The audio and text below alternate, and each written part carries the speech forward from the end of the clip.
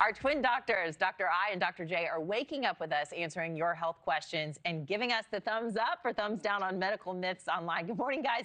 Every time I see you on with Markie, I'm like, I want whatever they're having because you're in such a good mood all the time. Great to see you. All right.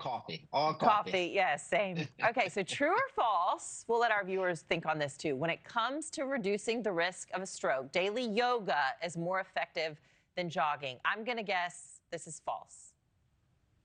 You are 100% right. This is false. And I'm not surprised. I watch you on Instagram. You're a workout warrior. Yes. You know your stuff. So, so the thing is with yoga, yoga is great for a lot of things. It's good for flexibility. It's good for treating chronic pain. It's good for helping with balance. It's good for a lot of great stuff. And it does help with circulation. So it does improve circulation to the brain, decrease the risk of heart attack and stroke. However, these improvements in circulation are temporary. They're typically seen while you're actually in the poses and in the couple of minutes to maybe an hour or so afterwards. Yeah. However, the improvement of circulation to the brain and the heart that you see with cardiovascular exercise like running, it's not just something that you see while you're actually running or engaged in the exercise. It's something that persists afterwards. So when you're talking about heart health, decreasing the risk of heart attack, decreasing the risk of stroke, running is the way to go. Flexibility, you want to help with chronic pain, you want to sleep, yoga is your play. Exactly. And I am a certified women's fitness specialist, and it just speaks to the fact that just because on social media it says all you need to do is strength training, or all you need to do is cardio, or all you need to do is yoga, like we do need a cornucopia of fitness options there. Oh, I love that, a cornucopia. Just came up with that. All right, true or false, the next one, the more water you drink, the less stress you will have. Dr. I, I'll give this one to you. I'm going to guess yes.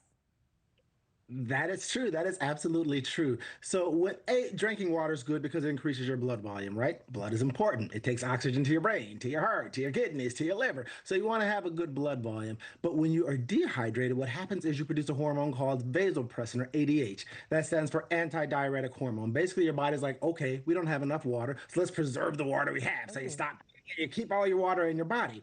But what happens is when ADH and vasopressin go up, cortisol, which is a stress hormone, goes up. Your body is stressed. Your body's like, what's going on? We're not getting enough water. And we know that when your cortisol is high, when you're stressed, that increases the risk of heart attack, stroke, all kinds of horrible things. So really, you want to make sure that you stay hydrated, keep your ADH down, keep your vasopressin down. You'll feel better, and it's better for your health. At least 96 ounces a day of water or more if you can.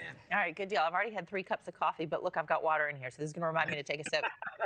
Take a sip. Take a sip. Okay, next up, Dr. J, true or false, only 1% of people who suffer from a heart attack will have warning signs prior to the heart attack. I'm going to guess false. I don't know.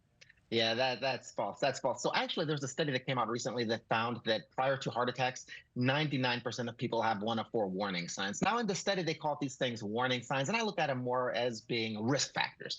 But basically, they said that 99% of people, before they have a heart attack, will have either high blood pressure, diabetes, high blood cholesterol, or they'll be smokers. Now, you know, you hear this and you're kind of like, oh, yeah, that makes sense. That's not surprising. But the reason this information is useful is this. As physicians, at least, you can tell patients, look, if you have high blood pressure, if you have diabetes, if you have high cholesterol, if you smoke, we know that these are things that are going to lead to heart disease and heart attacks. So if you can eliminate these 4 risk factors, or these 4 warning signs, as they call them, you basically completely eliminate your risk of heart attack. So keep the blood pressure down, keep the blood sugar down, keep the blood cholesterol down, put the cigarettes away, and the likelihood is, or the facts tell us basically that you're not going to have a heart attack for all intents and purposes. Right. Yeah. Look, we all think it can't happen to us, but what if that heart attack or other chronic disease that we got in our 50s actually started in our 20s with that sedentary lifestyle? Next up, true or false? Let's see. I'm going to give this one to you, Dr. I. A peanut butter and jelly sandwich a day just might keep the doctor away and add minutes to your life. Apple a day keeps the doctor away. PB&J. I'm going to say false. Oh, you almost 100%. That is actually true. That is true.